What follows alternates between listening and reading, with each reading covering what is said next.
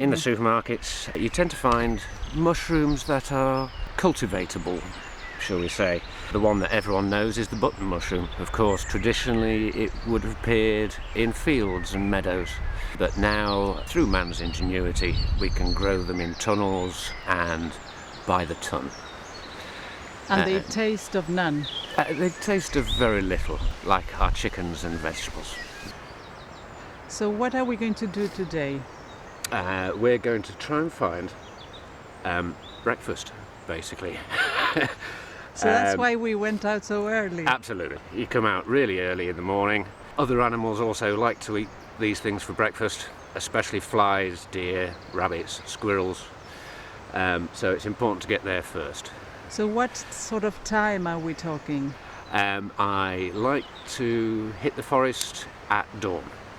So as the sun is rising and you can start to see, that's the best time to pick mushrooms.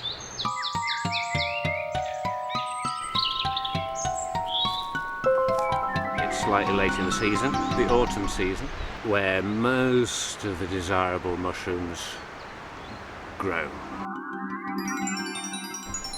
Here we've got the hedgehog mushroom, highly prized by restaurants and gourmets alike. Woodland mushrooms in general, especially in the older forests, have a much more complex flavour than the ones we're after. Especially on the continent, it's part of family life at this time of year, going and collecting mushrooms, preserving them for the rest of the year, either by drying or pickling, and is a major source of free protein that can be collected free of charge. Just to make certain, I think we're going to take these home and try and identify them further in a book. If they are larch boletus, they're very good eating again. I'm going to put this in a bag rather than my collecting basket, so that if it were to turn out to be a poisonous mushroom, it's not contaminating the good ones. Very careful with mushrooms. Some of the poisonous ones are truly horrendous when you've eaten them.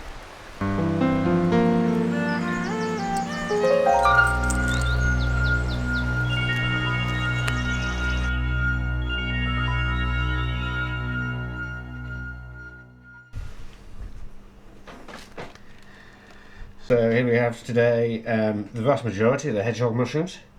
Lovely. This is a larch boletus. Again, a very nice meal. And this is a different type of boletus. I'm not quite sure which, but I know it's one of 3 or 4 that are edible.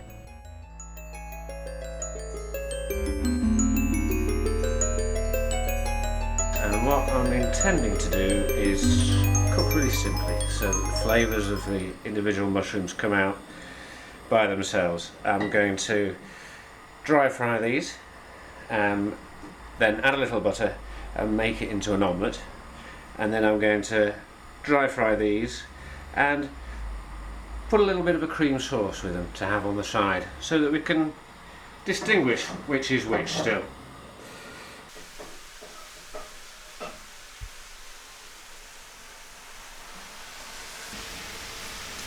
If we keep cooking these until all the liquids come out and disappeared, we'll add a bit of butter at the end before we put the egg mix in to make the omelette.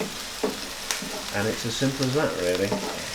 We're just trying to cook them without adding any other flavour, really, apart from highlighters like salt and pepper. Seeing as I've got all the water out, I can put the butter in now, so it'll just coat them rather than be absorbed by them. The egg mix, it just has a little bit of seasoning, whipped up with some salt and pepper to taste, really.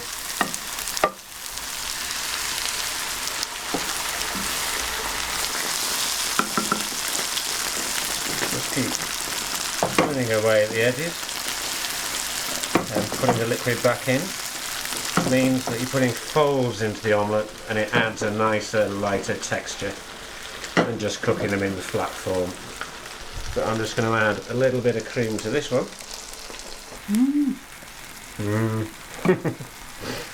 Can't wait. The best bit of any mushroom hunt, of course, is bringing them back, cooking them and eating them. I'm trying to split these evenly. Yeah, you better be fair. Absolutely. There's all the larch boletus in there. That's yours, anyways. Wonderful. Let's have breakfast. Absolutely.